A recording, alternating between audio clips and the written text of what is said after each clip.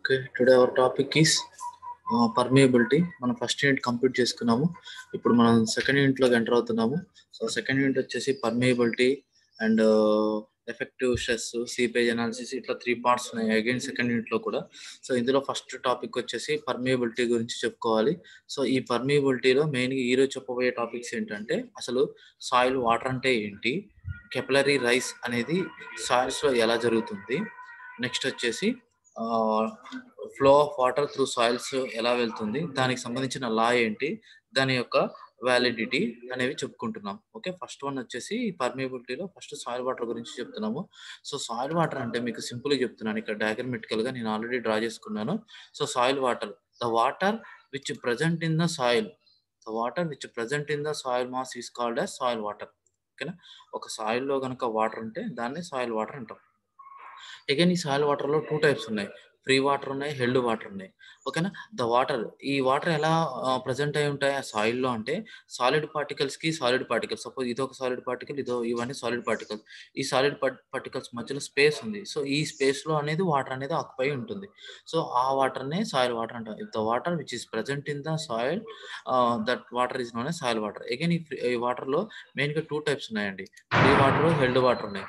Free water అని ఎప్పుడు అంటామంటే, so ఆ సాయిల్లో కనుక water due to gravitation force ద్వారా అట్నుంచి ఇటు అంటే movement of water, so it can occurs by under the influence of gravity force.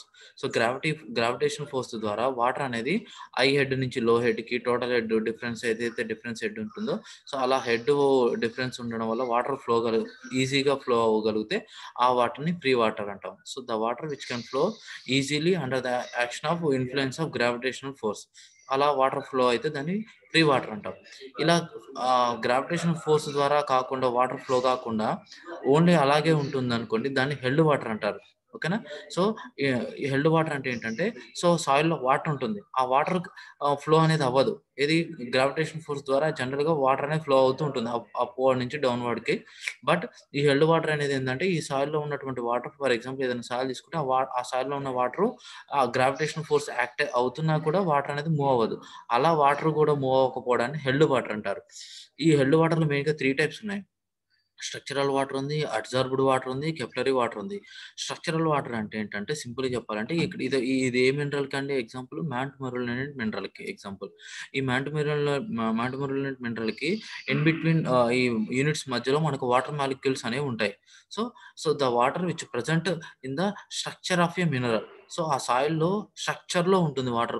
కొన్ని సాయిల్స్ కానీ, కొన్ని పార్టికల్స్లో కానీ కొంత ఆటోమేటిక్గా ఆ సాయిల్ యొక్క స్ట్రక్చర్ పార్టికల్స్, ఆ పార్టికల్స్లో స్ట్రక్చర్లో ఉన్నటువంటి వాటర్లో ఆ పార్టికల్స్లో వాటర్ ఉంటుంది కాబట్టి దాన్ని స్ట్రక్చరల్ వాటర్ అంటాం. So the water which present in the structure of a mineral, so the type of water is known structural water. Okay, next absorbed water, దీన్ని ఇంకో పేరు ఏంటంటే హైగ్రోస్కోపిక్ వాటర్ అంటారు. సో ఈ అబ్జార్బ్డ్ వాటర్ ఏంటంటే, absorb అనేది మీకు తెలుసు అనుకుంటా. సో ఏదైనా పార్టికల్కి పైన అటాచ్ అయ్యి ఉండే వాటర్ని అబ్జార్బ్డ్ వాటర్ అంటాం. సో అబ్జార్బ్డ్ వాటర్ ఏంటంటే, సో ఇది కూడా అంతే, ఈ వాటర్ కూడా గ్రావిటేషన్ ఫోర్స్ ద్వారా మూవ్ అవ్వదు, ఎందుకంటే స్ట్రక్చర్కి అటాచ్ అయ్యి ఉంటుంది కాబట్టి ఎటువంటి ఫోర్స్ అప్లై గ్రావిటేషన్ ఫోర్స్ ఉన్నా దీని మీద యాక్ట్ అవ్వదు. సేమ్ ఇక్కడ కూడా అంతే, ఈ అబ్జార్బ్డ్ వాటర్లో కూడా ఇది సాలిడ్ పార్టికల్స్, ఇక్కడ వైట్ కలర్లో చూపించినవన్నీ సాలిడ్ పార్టికల్స్. ఈ సాలిడ్ పార్టికల్స్ చుట్టూ కూడా మీకు చిన్న వాటర్ లేయర్ ఉంది గ్రీన్ కలర్లో. సో ఆ వాటర్ లేయర్ ఏంటంటే, సో ఇది దానికి చుట్టూ ఒక దాని అంటే సర్ఫేస్ ఆఫ్ ది ఆ పార్టికల్ చుట్టూ ఆ కాంటాక్ట్ అయి ఉంటుంది.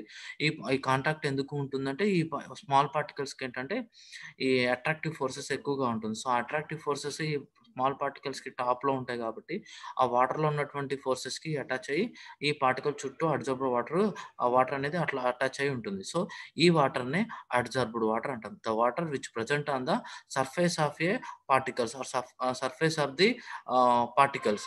సో అలాంటి వాటర్ ఉంటే దాన్ని అబ్జార్బ్డ్ వాటర్.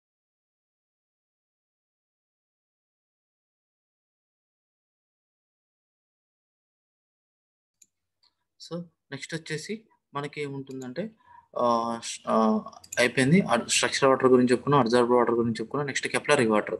ఈ కెపిలరీ వాటర్ అంటే ఏంటంటే, సో జనరల్గా గ్రౌండ్ వాటర్ సాయిల్లో బాటంలో గ్రౌండ్ వాటర్ అనేది ఉంటుంది. సో ఈ గ్రౌండ్ వాటర్ టేబుల్ అంటే, సో సర్ఫేస్ సాయిల్లో ఒక లేయర్ వరకు, ఒక హైట్ వరకు గ్రౌండ్ వాటర్ అనేది ఉంటుంది.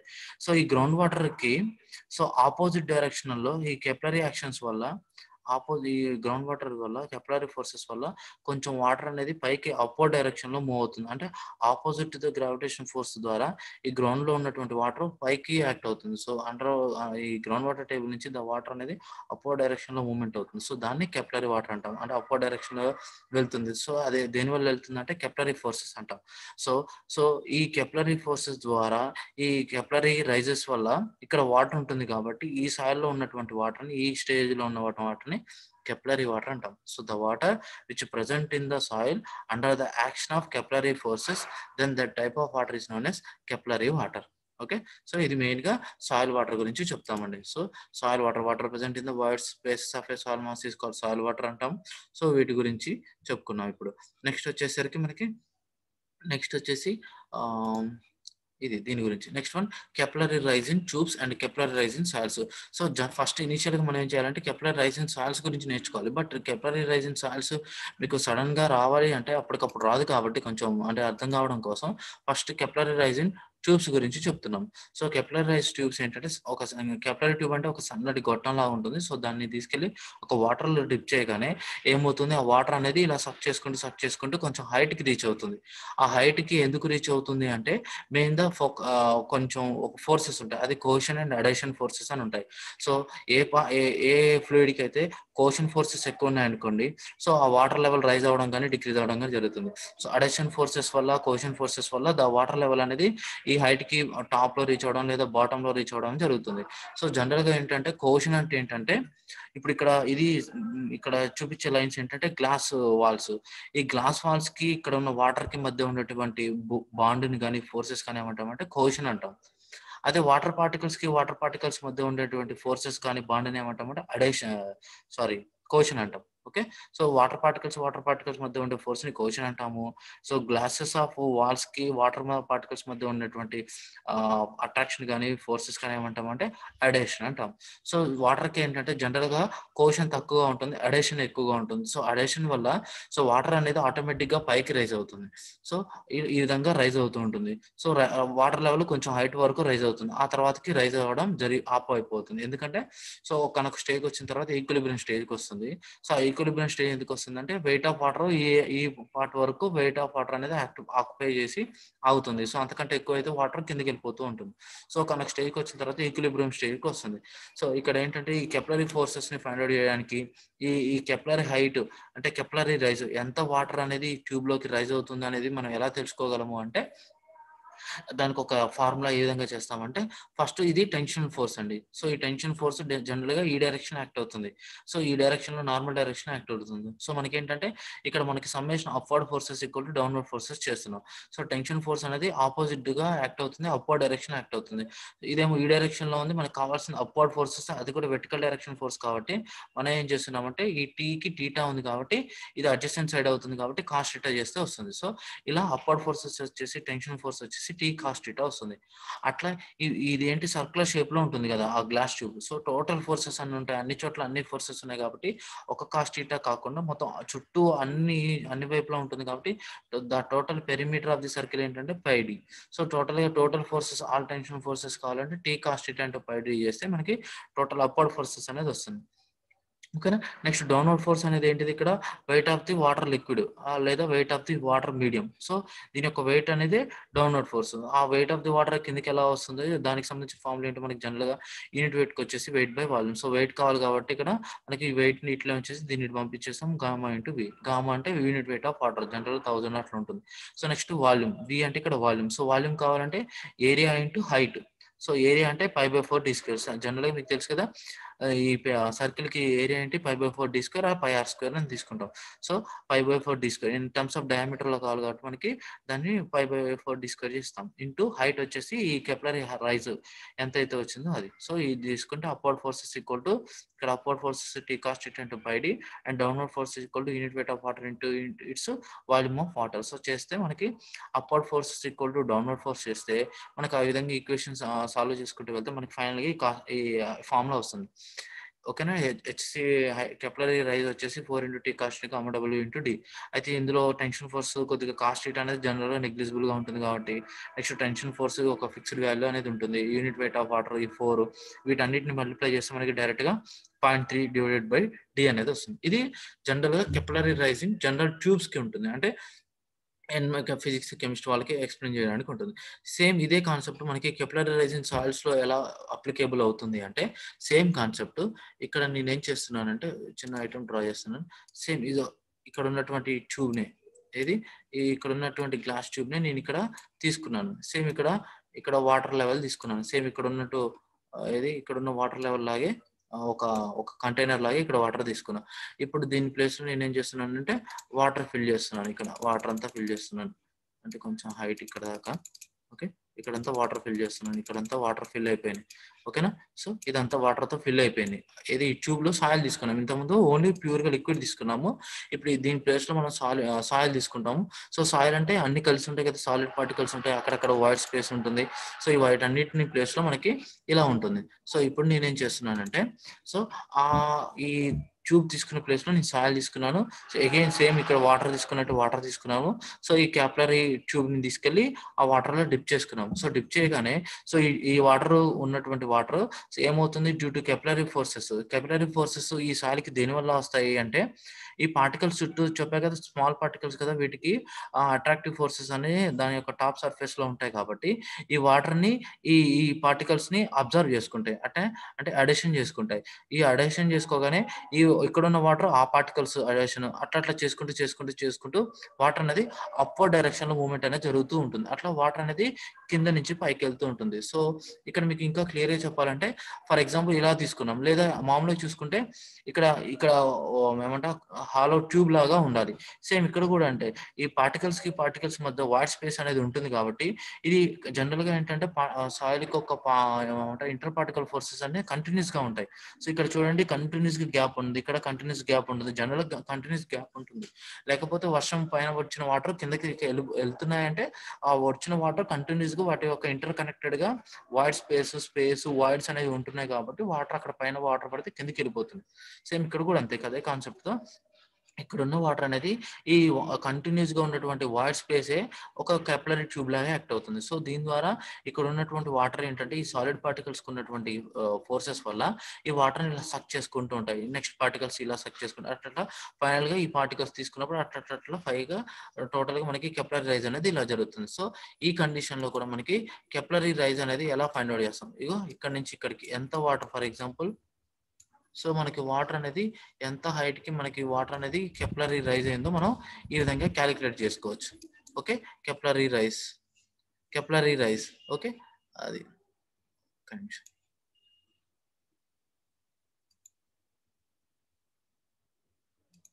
ఓకే, సో దాన్నే కెపిలరీ. ఓకే అదండి. సో ఈ విధంగా ఒక సాయిల్ లో అనేది కెపిలరీ రైజ్ అనేది ఈ విధంగా జరుగుతుంటుంది. సేమ్ విత్ రెస్పెక్ట్ గా ఒక కెపిలరీ ట్యూబ్స్ లో వాటర్ ఏ విధంగా అయితే ఉంటుందో సేమ్ అదే ప్లేసెస్ లో ఇక్కడ కెపిలరీ ట్యూబ్స్ సాయిల్స్ లో ఏముండవు. కాకపోతే మనం ఏం ఫీల్ అవ్వాలి అంటే పార్టికల్ మధ్య ఉన్నటువంటి ఇంటర్ కనెక్టెడ్ వాయిడ్ స్పేసెస్ ని మనం ఒక కెపిలరీ ట్యూబ్ గా అనుకోవాలి.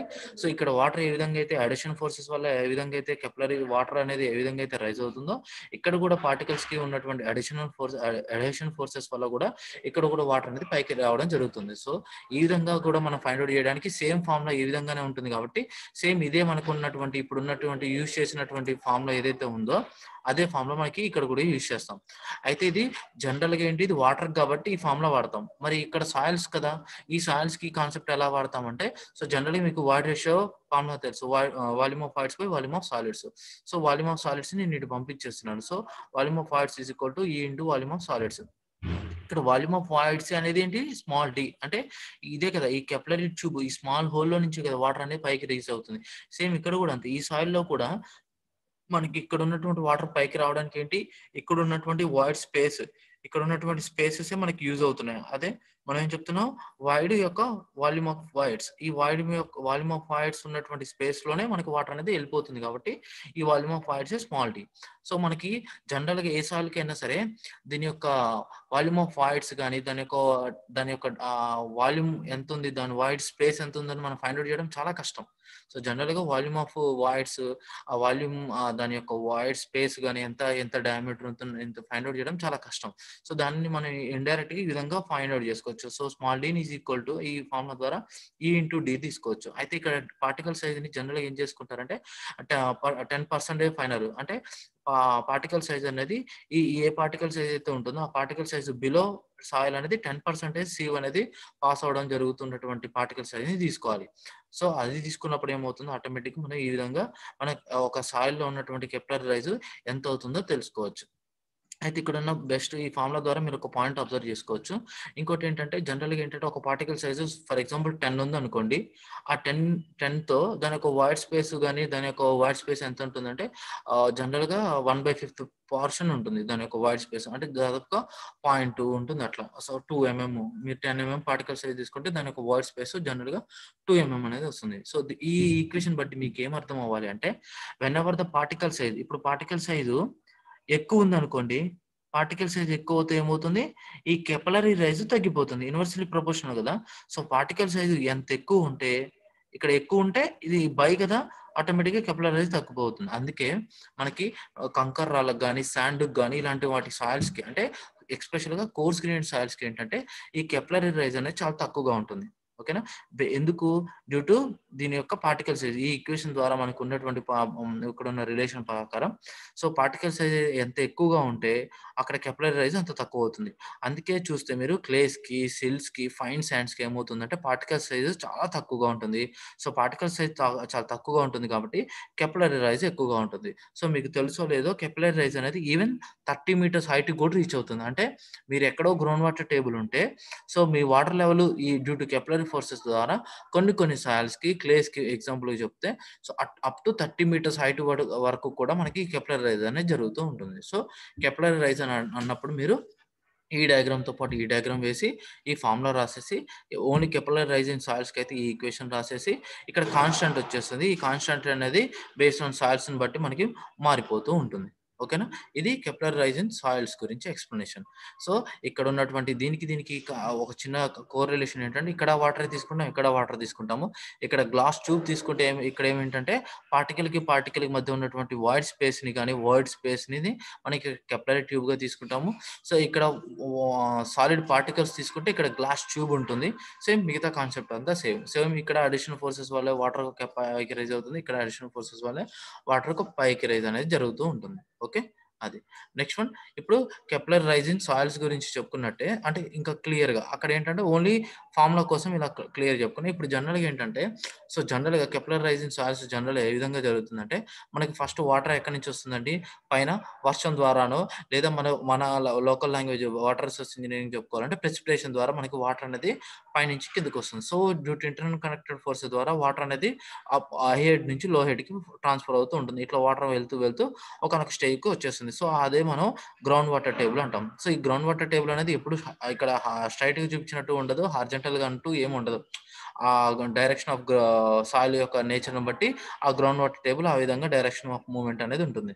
సో, ఇక్కడ ఉన్నటువంటి వాటర్ యాస్టీస్‌గా ఇలా వెళ్తూ గ్రౌండ్ వాటర్ టేబుల్‌ని రీచ్ అయిపోతాయి. అయితే మీకిప్పుడు చెప్తున్నాను గదా! ఈ అయితే ఈ గ్రౌండ్ వాటర్ టేబుల్ నుంచి ఈ స్మాల్ పార్టికల్స్ ఏదైతే ఉంటాయో వాటికి పార్టికల్ ఫోర్సెస్ ఎక్కువగా ఉంటాయి. ఆ వాటర్ పార్టికల్ ఫోర్సెస్ ఎక్కువ ఉండడం వల్ల అటాచ్ అయ్యి ఉన్నటువంటి వాటర్ కంటెంట్ దీనికి ఈ కెప్లరీ ఫోర్సెస్ ఏం చేస్తాయంటే గుంజేస్తాయి. సాయిల్ పార్టికల్స్ ఆ వాటర్‌ని గుంజేస్తాయి. అంటే దాన్నే కెప్లరీ ఫోర్సెస్ ద్వారా ఆ అడేషన్ ఫోర్సెస్ ద్వారా వాటర్ అనేది పైకి లాగుతూ ఉంటుంది. ఆ పైన పార్టికల్స్ ఏం చేస్తాయి అయి తక్కువ తిన్నాయని చెప్పి ఈ కిందున్న పార్టికల్ దగ్గర నుంచి అవి వాటర్‌లో లాక్కుంటాయి. అట్లట్లా వాటర్ లాక్కుంటూ ఒకానొక స్టేజ్ దాకా రీచ్ అవ్వగలుగుతాయి. ఎందుకంటే ఇప్పుడు మనకి మ్యాగ్నెట్ మనం పట్టుకున్నప్పుడు ఆ మ్యాగ్నెట్ అనేది ఒక శీలలోకి కొంచెం ఇంకొన్ని ఒక శీలకి దాని నెక్స్ట్ శీలకి అటాచ్ అయ్యి కొంచెం దూరం వరకు దాని మ్యాగ్నెటిక్ ఫీల్డ్ కొంత ఏరియా వరకు ఉంటుంది. ఆ తర్వాత దాని మ్యాగ్నెటిక్ ఫీల్డ్ పనిచేయక అక్కడితో ఆగిపోతుంది. సో, ఇక్కడ కూడా అంతే. ఈ కెప్లరీ ఫోర్సెస్ దీన్ని కప్లరీ రైజ్ అనేది కొంచెం దూరం వరకే పార్టిసిపేట్ అవుతుంది. ఆ తర్వాత ఏంటంటే ఈ ఫోర్సెస్ దాని వెయిట్ ఆపోజిట్ భరించలేక కొంచెం హైట్‌కి వచ్చిన తర్వాత ఆగిపోతుంది. సో, సో ఈ వాటర్ అనేది డ్యూ టు కెప్లరీ ఫోర్సెస్ ద్వారా సో వాటర్ అనేది ఎంత హైట్ వరకు రీచ్ అవుతుందో దాన్నే కెప్లరీ ఫింజ్ అంటాం. So the height at which the water rises from the opposite to the ground water table opposite to the gravitation force ద్వారా ఎంత హైట్‌కి అయితే వాటర్ ఆ సాయిల్‌లో రీచ్ అవుతుందో సో ఆ హైట్‌నే కెప్లరీ ఫ్రింజ్ అంటాం. సో దీన్ని హెచ్‌సి అంటాం. సో ఈ ఏరియా వరకు అంటే ఇక్కడంతా వాటర్ ఉంటుంది కదా! డ్యూ టు కెప్లరీ ఫోర్సెస్ ద్వారా ఇక ఎక్కడ వైడ్ స్పేస్ ఏమి ఉండదు కాబట్టి టోటల్ కంప్లీట్‌గా ఆ వైడ్ స్పేసెస్‌లో మొత్తం వాటర్ ఆక్యుపై ఉంటుంది కాబట్టి దీన్ని జోన్ ఆఫ్ క్యాపిలరీ సాచురేషన్ అంటాం. ఈ ఏరియా మొత్తం మనకి సాయిల్ వాటర్‌తో ఆక్యుపై అయిపోయి ఉంటుంది. సో ఎక్కడ కూడా ఏమీ మిగలదు. సో మొత్తం వాటర్‌తో అయిపోయాయి.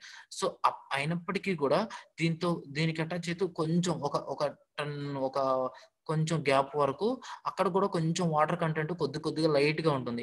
ఎలా ఉంటుందంటే కా కాంటాక్ట్ అయ్యి ఉంటుంది. మాయిశ్చర్ అనేది కొంచెం కాంటాక్ట్ అయ్యి ఉంటుంది. ఎట్లా అంటే సపోజ్ ఇదొక పార్టికల్ అనుకుందాం. సో ఈ 2 పార్టికల్స్‌కి మధ్యలో ఇట్లా వాటర్ జస్ట్ అటాచ్ అయ్యి ఉంటుంది. ఇట్లా లైట్‌గా అటాచ్ అయ్యి ఉంటుంది ఇట్లా.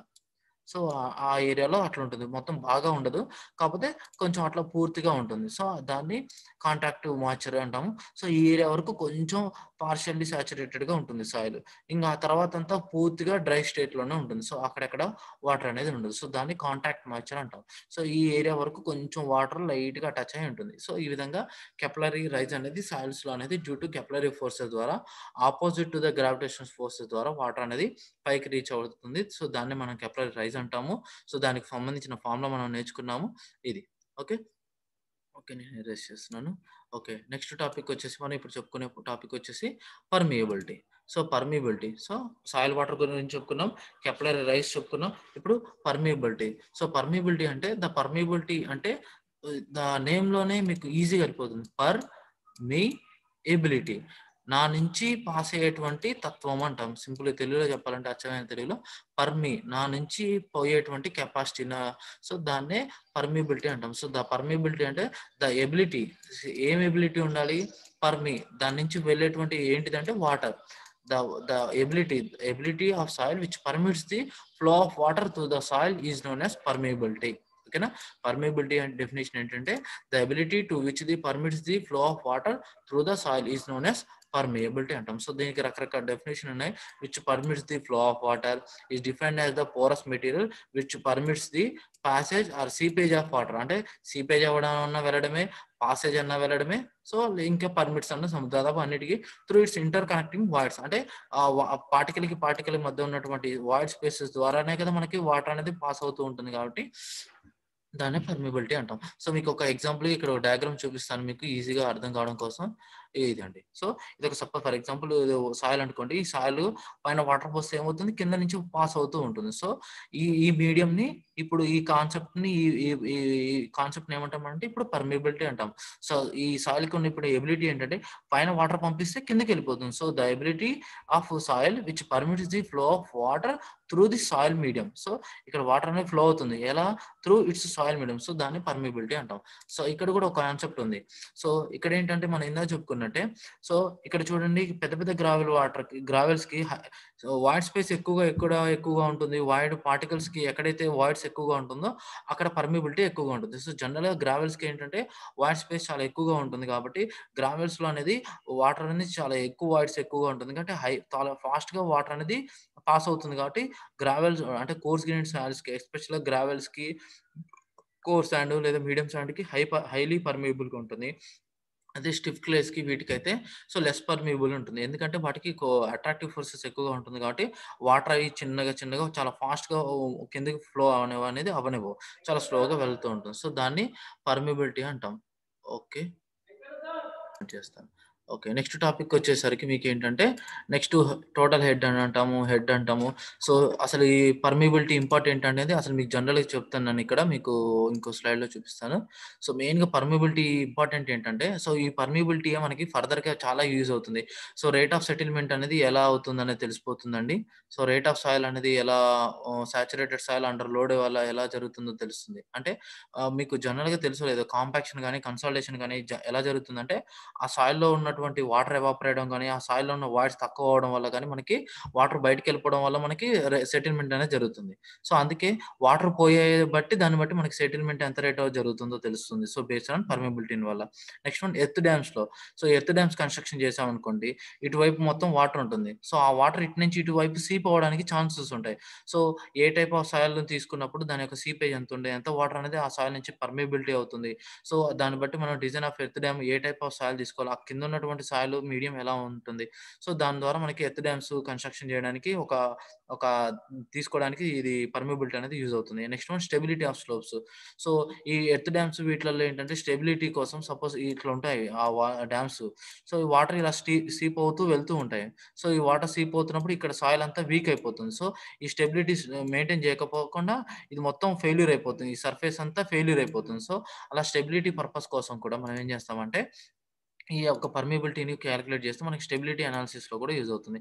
Next one filter made of soils. ఫిల్టర్స్‌కి కూడా యూజ్ అవుతుంది. మనం పార్టికల్ సైజ్ డిస్ట్రిబ్యూషన్ కర్వ్‌లో కూడా మనం డిఫరెంట్ టైప్స్ ఆఫ్ సాయిల్స్‌కి ఏ టైప్‌కి ఎట్లా మనకి ఫిల్టర్ సాయిల్స్ ఎలా అయితే యూజ్ చేస్తామో సేమ్ ఇక్కడ కూడా అదే కాన్సెప్ట్‌తో మనం ఏ టైప్ ఆఫ్ సాయిల్ తీసుకుంటే దానికి అక్కడ వాటర్ అనేది ఈజీగా ఫ్లో అవుతుంది అనేది మీకు ఈజీగా తెలిసిపోతుంది. ఓకే. సో, దీంతో పాటు మనకి చిన్న కాన్సెప్ట్ ఉంది.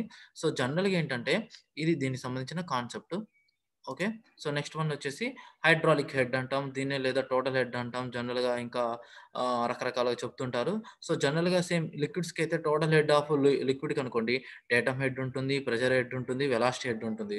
సో, టోటల్ హెడ్ వచ్చేసి జనరల్‌గా datum head, pressure head, velocity head. Datum head అంటే దీన్ని ఎలివేషన్ హెడ్ అంటాం. అంటే భూమి నుంచి ఎంత హైట్ ఒక ఫిక్స్డ్ లెవెల్ నుంచి ఎంత హైట్‌లో ఉన్నామని.